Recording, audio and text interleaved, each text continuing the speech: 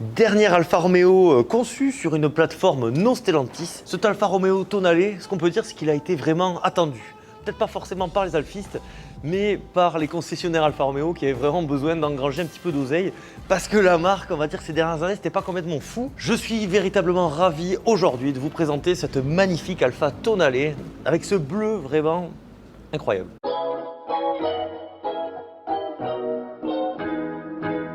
Pour des raisons techniques, vous savez, Atmo, c'est une chaîne remplie d'amateurisme. L'endroit où vous voulez tourner, il y a un concert, donc ça va être un petit peu compliqué. On va commencer donc par la conduite. Le Start Engine ici, je trouve ça très cool. Boîte automatique, ça devient la norme. Alors ce qui est bien avec ces voitures auto, vous voyez, c'est qu'on a une visibilité, donc quand même caméra de recul, puis là 360, ce qui va nous permettre de partir tranquillou. C'est quand même un beau bébé, 4,53 m.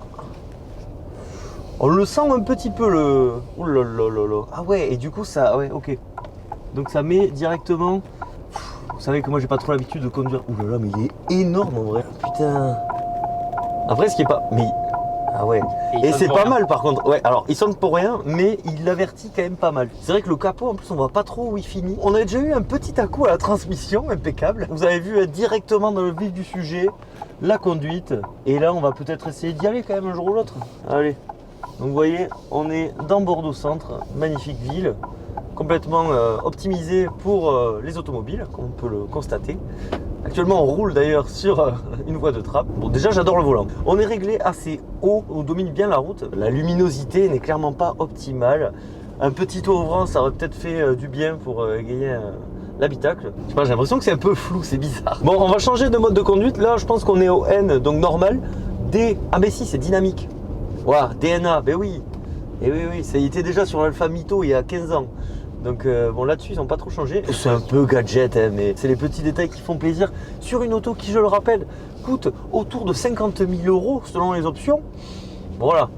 On a un moteur, donc 1,5 litre micro-hybride, c'est important, de 160 chevaux. C'est ce qu'il faut pour traîner la bête.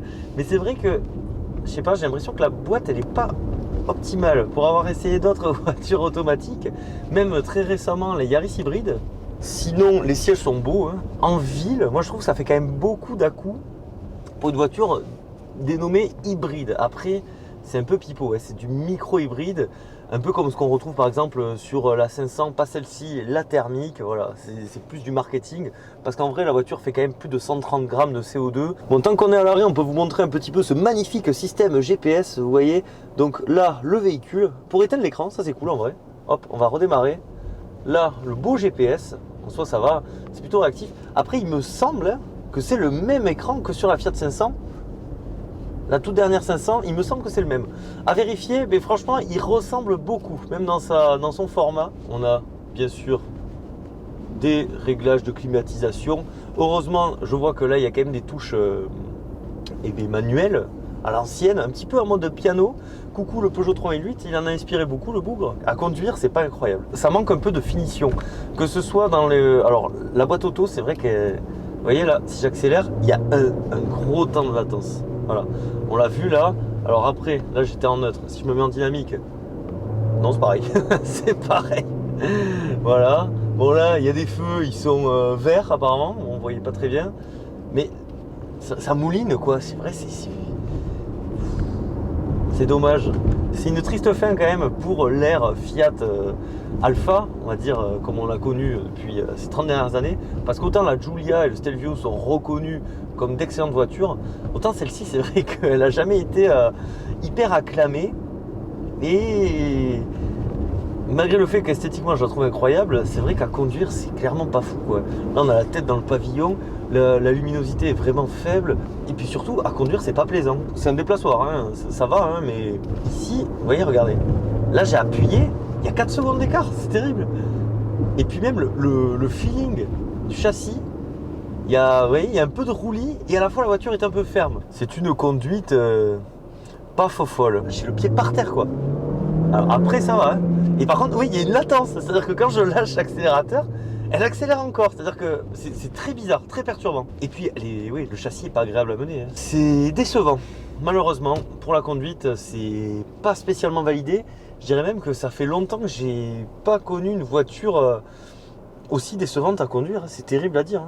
Surtout moi qui adore les Alfa, quoi. L'idée de faire un SUV chez Alfa Romeo ne date pas d'hier. Dès 2002, avec l'Alfa Romeo Kamal, c'est une entrée en matière pour Alfa Romeo dans le monde des SUV.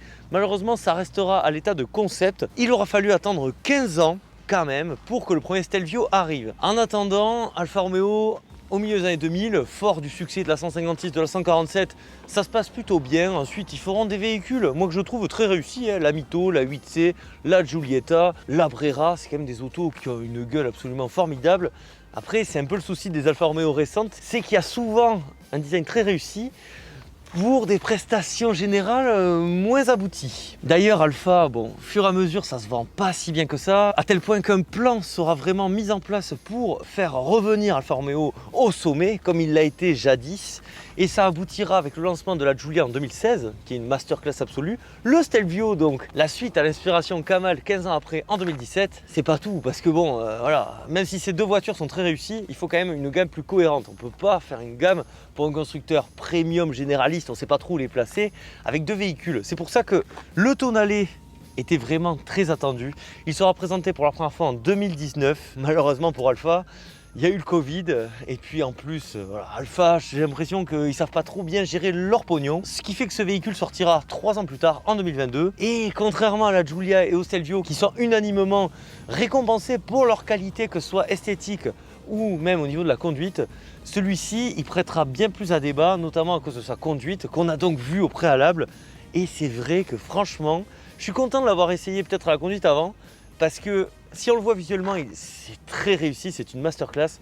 Par contre, à conduire, c'est une des plus grosses désillusions que j'ai eues sur la chaîne depuis un bon petit moment. On a parlé des aspects négatifs avec la conduite. On va dès à présent parler de l'aspect, je trouve, le plus intéressant sur ce véhicule, à savoir son design qui est absolument superbe. Si on le déverrouille, est-ce qu'on voit la signature lumineuse? Oui. Voilà, bon, on est en plein soleil, donc ça lui rend pas forcément hommage, mais franchement, c'est une réussite absolue niveau design. On a donc cette agressivité, ce bandeau, la couleur aussi est magnifique. Ici, là, c'est des petits vicieux. On dirait une double sortie d'échappement, ben non, en fait, c'est pas du tout ça. Si les prestations routières étaient au niveau du design, cette voiture, ça serait une réussite absolue. Après, la catégorie des SUV compacts non plus, c'est pas la plus sexy, même si il y a quand même des véhicules sympas, je pense au Tucson, au 3008 de deuxième génération. Si on se positionne sur le profil, on a quand même droit à une voiture, on dirait qu'elle est compacte. Ah, c'est refermé. On dirait qu'elle est compacte et finalement, pas tant que ça, parce qu'elle fait quand même 4,53 m. C'est presque 10 cm de plus qu'un 3.8, c'est plus grand qu'un Tiguan. Et pourtant, on va voir ça tout à l'heure, mais j'ai l'impression que l'espace intérieur, déjà on l'a vu un petit peu à l'avant, il n'est pas optimal. Il y a une espèce de mouche qui m'attaque, c'est incroyable. Les jantes, elles sont magnifiques aussi. Donc on est dans une version TI. Ça, pour vous donner une idée, j'en ai parlé tout à l'heure rapidement, ça coûte autour de 50 000 €. 50 000 € compte tenu des prestations routières, ça picote un petit peu. Attention à la marche, comme dirait Jean-Luc. Et bienvenue dans l'univers d'Attention à la marche. Des belles références en plus, c'est incroyable. Et donc la partie avant est à l'image de la partie arrière, magnifique. Ça fait vraiment plaisir de voir un SUV avec un tel style, parce qu'elle a un panache cette voiture absolu. Donc on retrouve les fondamentaux Alfa Romeo. Là c'est le bonheur, vous voyez. Le nouveau logo qui est très sympa, qui j'espère est mieux protégé parce que les anciens, le vernis a toujours sauté, c'est horrible. La plaque bien sûr sur le côté. Et puis donc ces feux d'une agressivité, mais tiens on va le rallumer. Ouah, regardez-moi ça, regardez-moi comme c'est fou. Voilà, on le remet, c'est incroyable. Ça fait penser à l'Alfa Romeo SZ ou encore l'Alfa Romeo Brera slash 159 que j'ai essayé. Mention spéciale aux couleurs, donc celle-ci est très réussie. Le vert là qu'ils ont sorti, et puis une Alfa Romeo ça s'achète en rouge. Après un SUV Alfa Romeo rouge, je sais pas. L'intérieur souffle le chaud et le froid. Bon, déjà, on est assis très haut, on est assez engoncé. Sinon, on a quand même quelques aspects positifs. Je pense par exemple à cet aérateur magnifique, digne de la compétition. Ici, c'est moussé. Là, on a des petits efforts. Vous voyez, il y a différentes matières. Je pense également à ces sièges brodés Alfa Romeo, magnifiques. Après, ils ne maintiennent pas trop. Enfin, ou alors, il faut être obèse, je pense, parce que moi, je me suis baladé. Sinon, la boîte à gants. Bon, ça va, après, les journalistes, là, attention, ils vont gueuler. Le poste de pilotage, en soi, il est très attrayant lorsqu'on y arrive. Moi, le fait de pouvoir démarrer sa voiture avec ça, c'est exceptionnel. Là, vous voyez, on a les phares absolument sublimes. Alors, bien sûr, il y a la porte ouverte, alors il va nous casser les rouleaux. Si j'appuie, attention, Ah merde. Ah mais c'est pas mal, tiens, le logo de fermeture impeccable. Et là, regardez les compteurs. Ils sont quand même assez jolis, hein, parce que je pense qu'en conduisant, vous ne les avez pas forcément bien vus. Vous voyez, avec le DNA, ça change l'affichage. Véhicule prêt à partir, impeccable. Là, on peut voir en fait les différents affichages, vous voyez.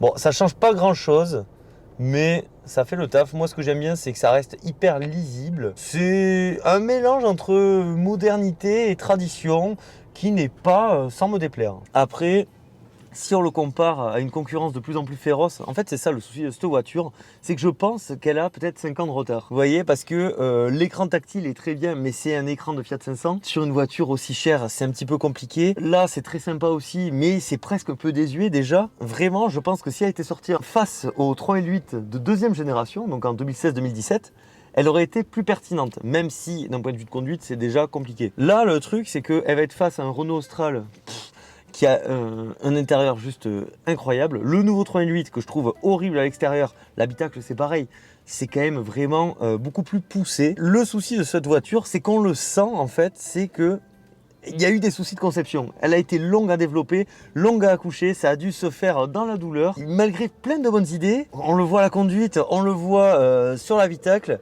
En fait, c'est ok sans être complètement exceptionnel. Encore, l'habitacle est plus réussi que la conduite, mais vous voyez, ça manque un peu de ce petit surplus que beaucoup de concurrents ont, parce qu'il faut dire aussi que la concurrence est vraiment en forme. On va voir un petit peu l'habitabilité de ce SUV, parce que c'est quand même l'intérêt principal. Bon, mais franchement, ça va. Je m'attendais vraiment à pire. Déjà, la porte s'ouvre bien. On est confortablement installé, vous voyez, il y a même un petit soin qu'on voit assez rarement d'ailleurs sur des places arrière, même de SUV. Ici, on peut, vous voyez, avoir sa petite climatisation. On peut charger son téléphone que ce soit en USB-A ou en USB-C. D'ailleurs, je ne l'ai pas précisé, mais à l'avant, il y a un chargeur aussi à induction, plus des ports de recharge. On va fermer quand même pour se rendre un peu plus compte. Voilà, c'est quand même assez noir. Ici, c'est à LED aussi. Vous voyez, là, il y a des petits... Il y a du raffinement, c'est toujours pareil. De toute façon, cette voiture, c'est vraiment la voiture du contraste. Comme d'habitude, la place du milieu ne sera pas optimale, mais j'ai quand même l'impression qu'il y a de la largeur. Si je me serre un peu, limite à 4, on peut rentrer, quoi. Ensuite, un peu royal quand même. Trapaski en plus. Bon, oui, bon, il y a la Trapaski, vous pouvez me croire. Ce qui est terrible en fait avec cette voiture, c'est que la place la moins agréable, je pense que c'est la place du conducteur.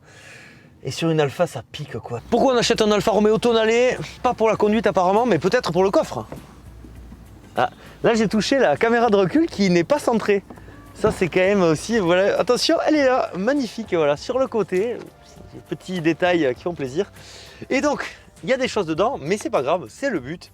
On a quand même un volume de 430 litres. En soi, c'est ok. C'est dans la moyenne de la catégorie. On peut s'asseoir. Même pour une Alfa, je dirais que c'est plutôt pas mal parce qu'Alfa, ils nous ont habitués à faire des coffres vraiment pas de ouf niveau taille. Là, on est plutôt pas mal. C'est validé, le seuil de chargement est un petit peu haut, mais parfait pour un pique-nique. Après, ça manque un petit peu peut-être d'options de modularité. Je pense au Peugeot 308 de première génération en hybride 4 que j'ai essayé il n'y a pas si longtemps que ça sur la chaîne, où par exemple, on appuyait ici et tous les sièges se rabattaient d'un coup. Ça, c'était très cool. Bon, ici, voilà, ça reste une Alfa. La modularité n'est pas leur priorité, on peut comprendre. Ensuite aussi, moi j'ai un petit souci avec cette fermeture de coffre. Vous voyez, j'appuie une fois, ça marche pas. Alors peut-être qu'il faut appuyer 2 fois. Mais voilà, mais ça prouve bien que c'est un peu de la merde ce truc.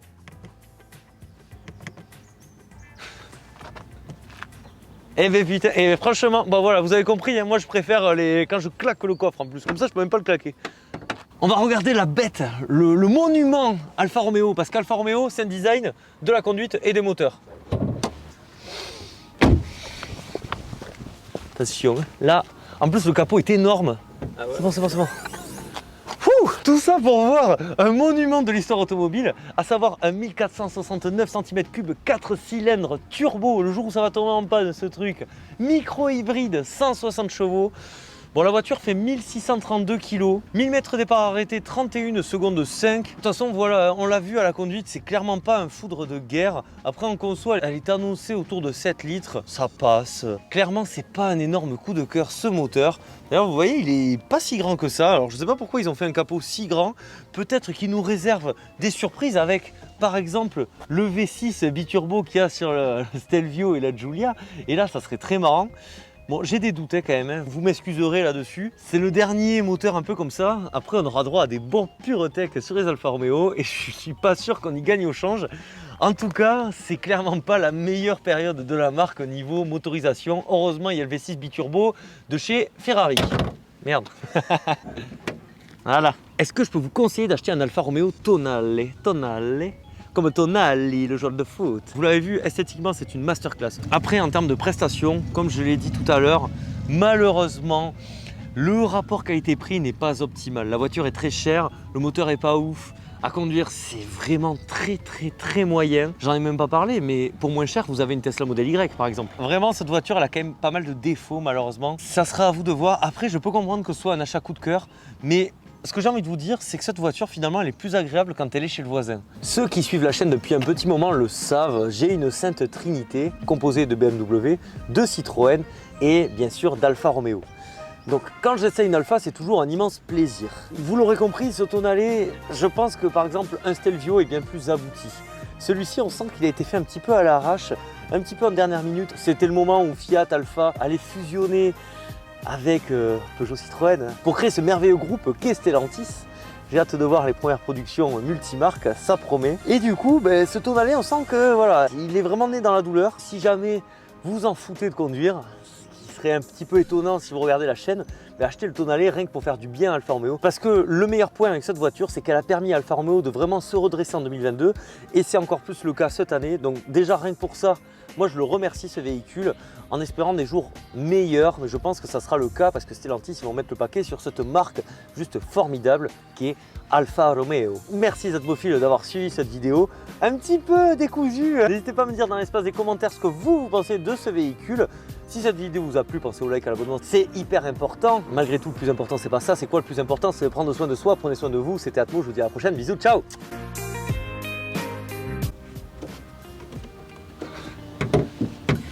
Ça, c'est toujours un bon moment. Si, il est à droite.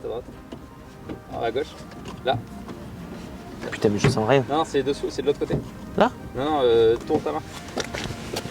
Mets ta main comme ça. Voilà. Ah. C'est toujours sympa ces moments. Hein. Ah, j'ai senti un truc par là. Ouais. Ah putain, ah ouais. Porte-le.